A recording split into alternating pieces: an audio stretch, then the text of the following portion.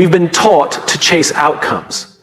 Chase the job, chase the title, chase the money. We measure our lives by results. What we've won, what we've built, how others see us. But very few of us stop to ask a deeper question. Why do we pursue these things in the first place? What drives us to get up when we've failed? What pulls us forward when doubt creeps in? The answer isn't in the strategy or even the skill. It starts in something far more foundational, our attitude. You see, attitude is not decoration. It's not simply about being cheerful or confident. Attitude is your internal strategy. It's how you interpret the world around you. It shapes every decision, every conversation, every reaction. When everything around you is uncertain, your attitude becomes the one thing you still get to choose. That's power. The power, real power, is the power to know that the power is in a world that constantly shifts. Those who win aren't always the most talented or the most educated. They're the ones who've built a mindset that can weather storms. We often think of attitude as something people are born with. She's just naturally positive, or he's got a winning mentality. But that belief is dangerous. It lets us off the hook. The truth is, a winning attitude is not something you inherit. It's something you cultivate. Like any skill, it's built through repetition, through reflection, and through relentless self-awareness. But before we can cultivate it, we have to understand what it really is. Your attitude is not just how you feel, it's how you frame. It's the lens through which you interpret challenge, conflict, or even opportunity. If two people lose a job, one might see it as failure, the other might see it as freedom. The same event, two different responses. The only difference? Attitude. So, where does a winning attitude come from? It begins with why. Why do you show up? Why do you work hard? Why do you want to grow? People with a winning attitude are deeply rooted in purpose. They're not chasing recognition. They're not obsessed with results. They're driven by something within, something bigger, something meaningful. When your why is clear, your how gets sharper. You're not just going through the motions anymore. You're on a mission. That clarity gives you resilience. Because when life punches you in the gut, and it will, it's not your goals that keep you standing, it's your reason. Purpose breathes life into persistence. And let me tell you something we don't say enough. The way you think matters more than you realize. Not just in a philosophical sense, but practically. The stories you tell yourself in moments of difficulty become the reality you live in. If your internal dialogue is full of self-doubt, you will act small. If it's rooted in belief, you will take risks others won't. That's not delusion, it's mindset. And mindset sets the ceiling on your potential. People with a winning attitude don't ignore setbacks. They don't pretend things are perfect. In fact, they often see more clearly than others. But they've made a choice, a deliberate choice, not to let fear define their narrative. They choose curiosity over judgment, growth over pride, ownership over blame. Let me pause here and say this. This kind of attitude doesn't come from motivational quotes or morning affirmations alone. It comes from experience. It comes from deciding again and again to see challenges as opportunities to lead yourself. When you get passed over for a promotion, do you stew in frustration or do you get better? When someone criticizes you, do you take it personally or do you look for what's useful? These micro decisions shape your identity. They wire your brain. They build the emotional muscle of a winner. Think of athletes at the top of their game. Of course they train their bodies, but the elite, they train their minds even harder because they know something that applies to all of us. When pressure hits, your default mindset takes over. Not your knowledge, not your skill, your mindset. If your attitude hasn't been built for resilience, all the talent in the world won't matter. If your attitude hasn't been built for resilience, all the talent in the world won't matter. If your attitude hasn't been built for resilience, all the talent in the world. But here's the beautiful part. You're not stuck with the attitude you have today. You can build it, you can choose it every single day.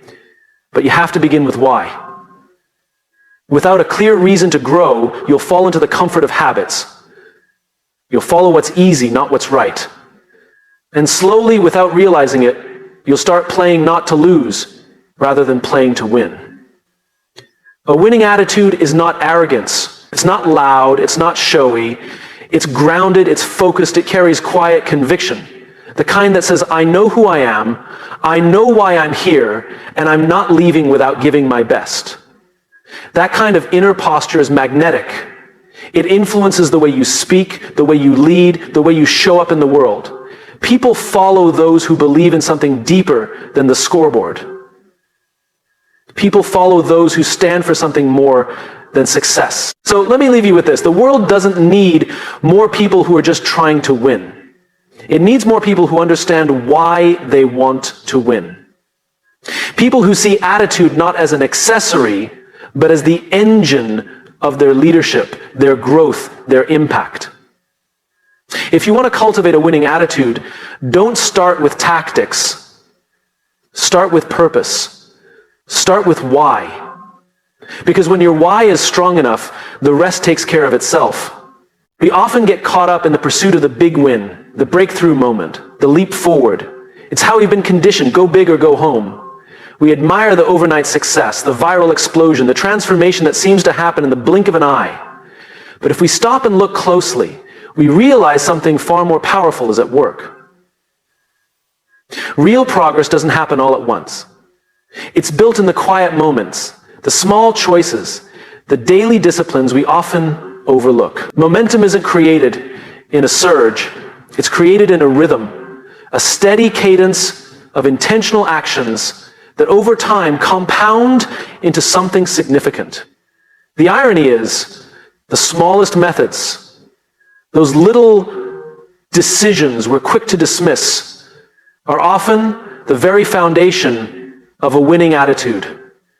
They don't make headlines, but they make all the difference. We tend to look for motivation to strike us like lightning.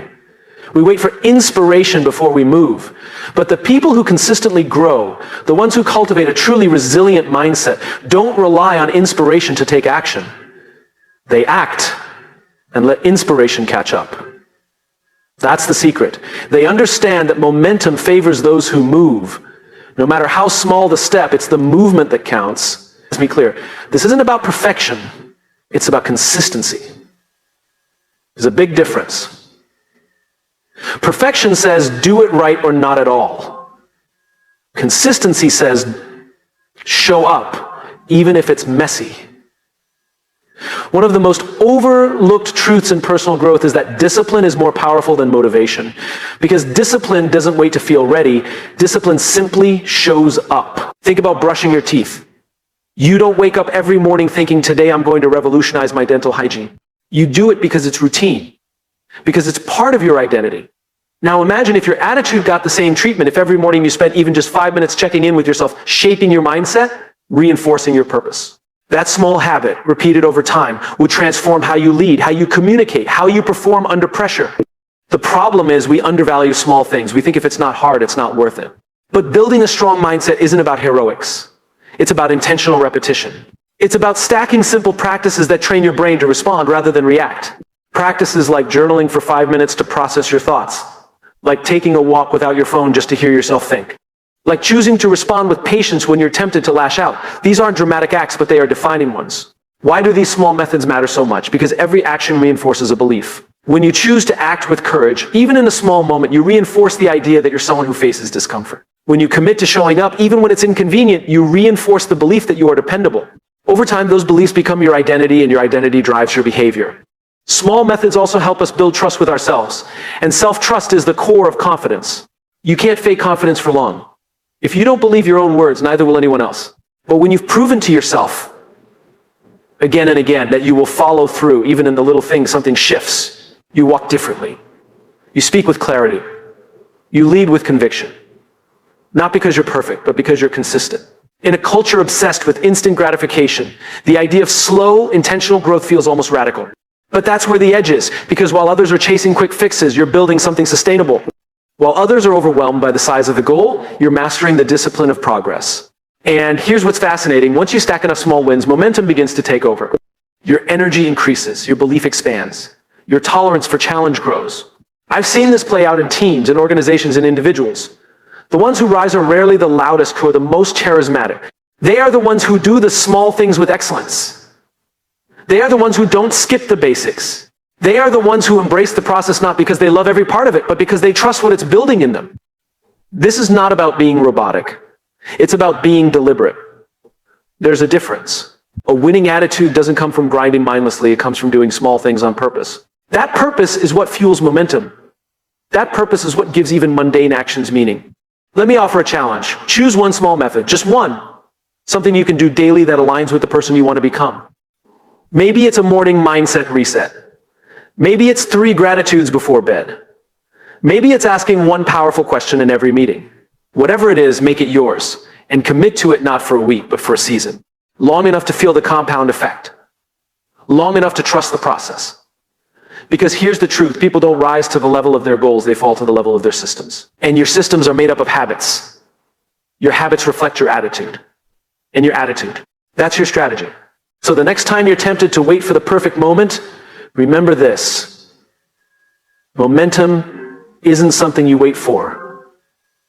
It's something you build with every small action, every small decision, every small method. That's how a winning attitude grows, not in a single leap, but in 1,000 quiet steps. We like to think of ourselves as independent, as if we are entirely self-made. We tell ourselves that our mindset, our drive, our choices are all ours, unaffected by the world around us. But the truth is, we're not as autonomous as we believe. Every one of us is shaped quietly, persistently, by our environment. Not just the physical places we spend time in, but the people, the conversations, the culture we immerse ourselves in. If you want to cultivate a winning attitude, you cannot ignore the context you're cultivating it in. Because your environment doesn't just reflect who you are, it shapes who you become. Look around you. Every voice, every behavior, every standard in your environment is influencing what you believe is possible. What's normal, what's acceptable. If you surround yourself with cynicism long enough, you start to lower your expectations. If you're immersed in apathy, ambition starts to feel naive. On the other hand, when you're in a room where excellence is the standard, where growth is expected, where resilience is admired, you rise, you adapt, because we're wired to match the energy around us. Not consciously, not dramatically, just enough to fit in. It starts subtly. You hear someone complaining, you join in. Not because you believe it, but because you want to connect. You see someone settle and you think, maybe I'm asking for too much. And little by little, you adjust your beliefs. You lower the bar. You recalibrate what's realistic, not because of logic, but because of influence. The environment wins. That's why the most intentional people don't just protect their time, they protect their space. They're thoughtful about who they let in, what conversations they participate in, and what energy they allow to linger. Because they know your mindset doesn't operate in a vacuum. You could do all the journaling, all the affirmations, all the self-development, but if you go right back into a culture that contradicts your values, it won't stick. Not for long. You cannot grow in soil that kills your roots. You cannot dream in a space that punishes belief. And you cannot build a winning attitude while living in a losing culture. The two are incompatible. It's like trying to train for the Olympics in a room full of people who have already quit. Their energy affects yours. Their fear becomes your ceiling. Not because you're weak, but because you're human. Now, this doesn't mean you abandon everyone who thinks differently. It means you become aware. You become strategic. You stop pretending your environment is neutral and start designing it to support the mindset you're building. If you want to be more courageous, Spend time with people who do hard things. If you want to grow your confidence, spend time with people who believe in something bigger than themselves. If you want to lead better, surround yourself with people who ask better questions, not just offer easy answers. Sometimes the change starts small, rearranging your workspace so it reflects who you want to become. Curating your digital space, your feed, your podcasts, your inbox, so you're exposed to ideas that stretch, not shrink you. Setting boundaries with people who drain your energy, not because you don't care about them, but because you care deeply about your purpose. These decisions aren't dramatic, they're deliberate. And over time, they reshape your belief system. Think about any person who's done something extraordinary. Somewhere in their story, there was a moment of risk, of uncertainty, and almost always there was someone else who believed in them just enough to keep them going. One voice, one example, one moment of support. That's the power of environment. It's not just a setting, it's a signal. It tells you what's possible, what's expected, what's safe. If you want to cultivate a winning attitude, you have to become a guardian of your space, and that starts by being honest.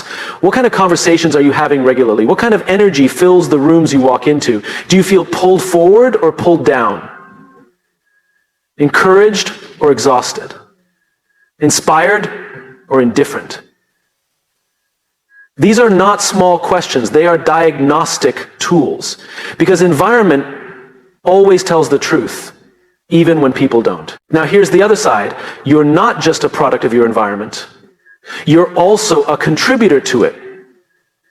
Which means you don't just consume culture, you create it. Your presence either lifts or limits.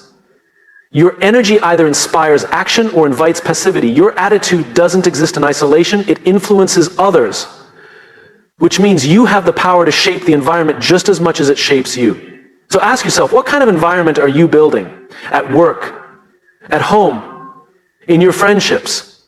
Are you speaking belief into others? Are you setting standards that challenge people to grow? Are you creating space where it's safe to dream, safe to struggle, safe to lead imperfectly?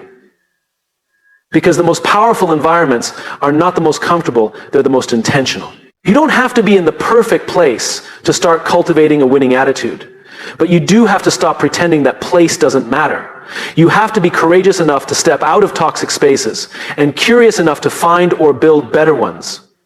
Spaces that stretch your thinking, that challenge your limits, that celebrate your progress.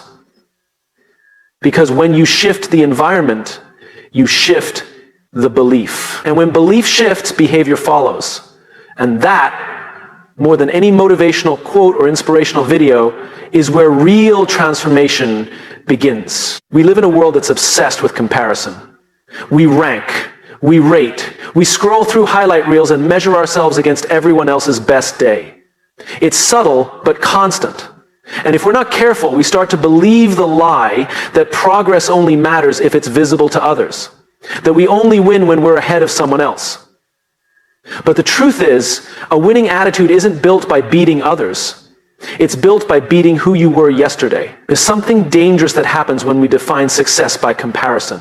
We start looking sideways instead of forward. We stop listening to our internal compass and start reacting to the noise around us. We abandon our own standards and start chasing someone else's timeline. But here's the problem. The race you're running is yours. No one else can run it for you. And if you spend all your energy watching other lanes, you lose the clarity, the joy, and the meaning in your own. It's not that ambition is wrong, it's that the metric we use to measure it often is. When you define winning by how much better you are than someone else, you become addicted to performance. Your value becomes conditional. You're only as good as your last achievement.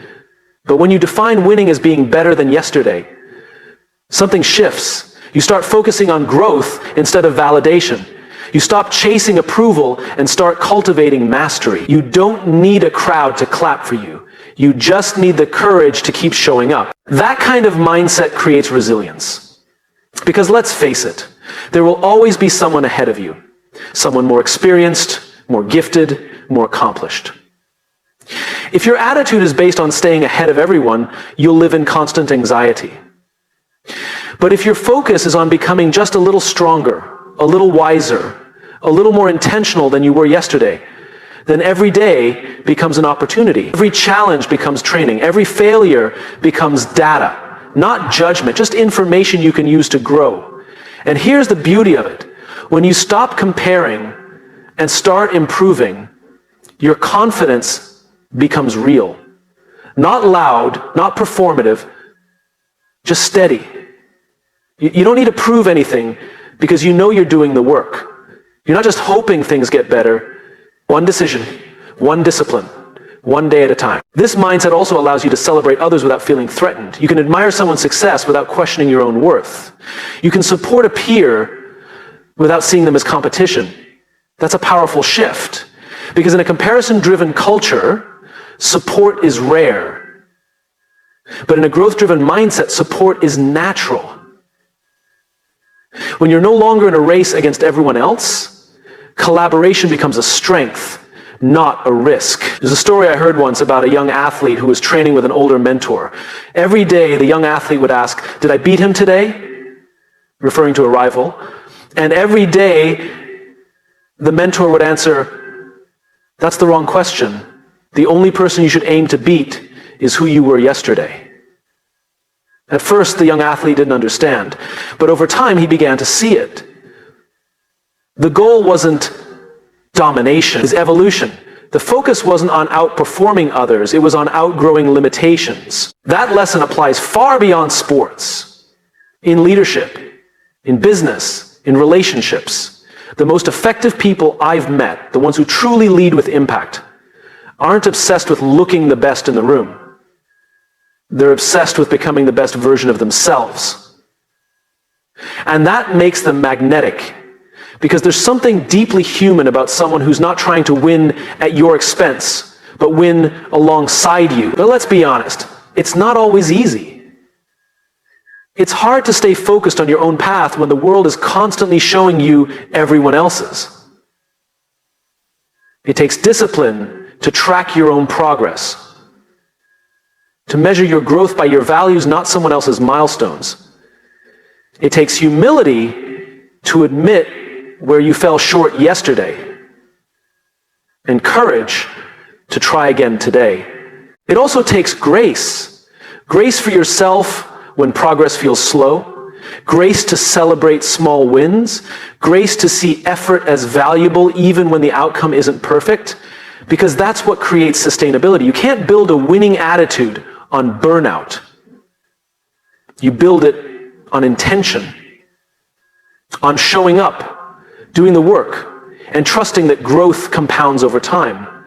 I've seen teams that function like families, not because they agree on everything, but because they compete with yesterday, not with each other. I've seen individuals rise through quiet persistence, not flashy performance. The difference? They've made peace with progress over perfection. They've stopped chasing approval and started building identity. And that's what this is really about. Identity. Who are you becoming? What kind of person are you when no one is watching? Are you growing in discipline, in integrity, in clarity? Because in the end, that's what builds trust. That's what earns respect. Not how loudly you talk about winning, but how intentionally you grow. So maybe today is not about being faster than someone else. Maybe today is about being more focused than you were yesterday. Maybe it's not about doing more, but doing what matters most with more purpose. Maybe the real win is knowing you stayed aligned with your values, your vision, your voice. That kind of attitude doesn't just prepare you to succeed, it prepares you to lead. Because people follow example more than words. And when they see someone growing with humility, pursuing progress without ego, they're inspired to do the same. You become a catalyst, not because you're the best, but because you're getting better. Consistently. Authentically, purposefully. So let others chase comparisons. Let others play status games. You have a different assignment. Your job is not to be the best in the world. Your job is to be the best for the world. And that begins by being better than you were yesterday. We all want to feel confident. We want to walk into rooms with presence, speak with conviction, lead with clarity. Confidence is something we admire, even envy. But But most of us are waiting for it to appear before we act. We think, when I feel ready, I'll speak up. When I feel confident, I'll take the leap. When I believe in myself fully, I'll go for it. And that's where we get it backward. Because confidence doesn't come before action, it comes from action. This is one of the most common misunderstandings in personal growth. We assume confidence is a prerequisite, but it's actually a result. The truth is, if you wait until you feel confident to act, you'll never move. Because the fear doesn't go away on its own. It's only by stepping into the unknown, by doing the hard thing, even when we're unsure, that we build the confidence we're craving. Action is what proves to your brain that you're capable, not theory, not positive thinking alone, not rehearsing in your head 1,000 times. Real confidence comes from evidence, and evidence only comes from experience, even if that experience is messy, even if it doesn't go perfectly. What matters is that you showed up, that you did the thing you were afraid of, and that now your brain has proof. You can do hard things. That's the great irony. The moments we feel the least ready are often the exact moments we need to act. Because the fear we feel isn't always a sign to stop. It's a signal that we're on the edge of growth. And that edge is uncomfortable, but it's also where transformation lives. Confidence is not the absence of fear. It's the willingness to act in the presence of it. That's what separates those who grow from those who stay stuck. Not talent, not intelligence, just a decision to move forward when it would be easier to wait. And this isn't just about the big, life-changing decisions. It's about the small ones too. Confidence is built in micro moments. Speaking up in a meeting, asking the hard question, saying, I don't know, and being okay with it. Every time you choose action, you train yourself to trust yourself. That's the key. Confidence isn't loud. It's quiet self-trust. And the more you act, the more trust you build. But here's the tension. Action without reflection doesn't lead to growth. You can't just do the thing and move on. You have to extract the lesson. That's where confidence deepens. When you pause and say, what did I learn? What would I do differently? What part of that did I handle well? You're not just accumulating experiences, you're transforming them into wisdom. And that wisdom becomes part of your identity. Now, some people confuse confidence with bravado. They think being confident means being certain or never showing doubt. But real confidence is grounded. It's not a mask. It's not about pretending to have it all together. It's about being secure enough to admit what you don't know while still taking the next step. It's about showing up fully human and moving anyway. This distinction matters because too many people are waiting for perfect certainty before they move. And in doing so, they miss opportunities, they delay growth, they trade momentum for the illusion of safety. But there is no perfect moment. There is no version of you that will one day be immune to doubt. The goal is not to eliminate fear, it's to shrink the power it has over you. Now, some people confuse confidence with bravado. They think being confident means being certain or never showing doubt. But real confidence is grounded. It's not a mask. It's not about pretending to have it all together. It's about being secure enough to admit what you don't know while still taking the next step. It's about showing up fully human and moving anyway. This distinction matters because too many people are waiting for perfect certainty before they move. And in doing so, they miss opportunities. They delay growth. They trade momentum for the illusion of safety. But there is no perfect moment. There is no version of you that will one day be immune to doubt. The goal is not to eliminate fear. It's to shrink the power it has over you. The antidote to fear is not reassurance. It's movement. And the beauty of action is that it creates a feedback loop. You take the risk, you learn something, you adjust, you grow, and each time your internal belief system gets stronger. That belief doesn't come from books or pep talks, it comes from experience. You've lived it, you've felt it, and now you carry it. The best leaders I know aren't fearless, They've just developed a pattern of action that builds their confidence muscle. They step in, they try, they fail sometimes, but they always move. And that movement becomes their advantage. Because while others hesitate, they gain ground. It's easy to look at someone who exudes confidence and assume they were born with it.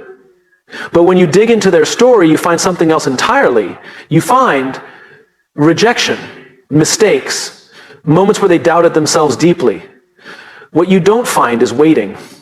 What you find is action, again and again, especially when it was hard. This is good news, because it means confidence isn't something you're born with. It's something you build. It's not a personality trait, it's a practice.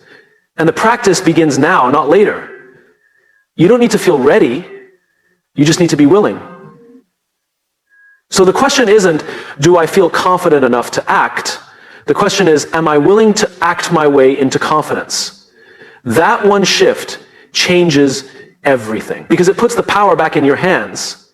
You're no longer a passive observer waiting to feel right. You're an active participant shaping your own belief system. You can start small. That conversation you've been avoiding, have it. That idea you've been sitting on, share it. That risk you've been analyzing from every angle, take it. Not recklessly, not impulsively, but decisively, intentionally. Because the only way to know what you're capable of is to do what you haven't done yet. And when you do, something incredible happens. You stop waiting for the world to give you permission. You stop outsourcing your sense of worth. You stop asking, am I good enough? And start declaring, I'm getting stronger. Because now, your confidence isn't based on how others see you. It's rooted in what you've proven to yourself. That's the real win. Not perfection, not applause, but internal certainty, built not on image, but on action.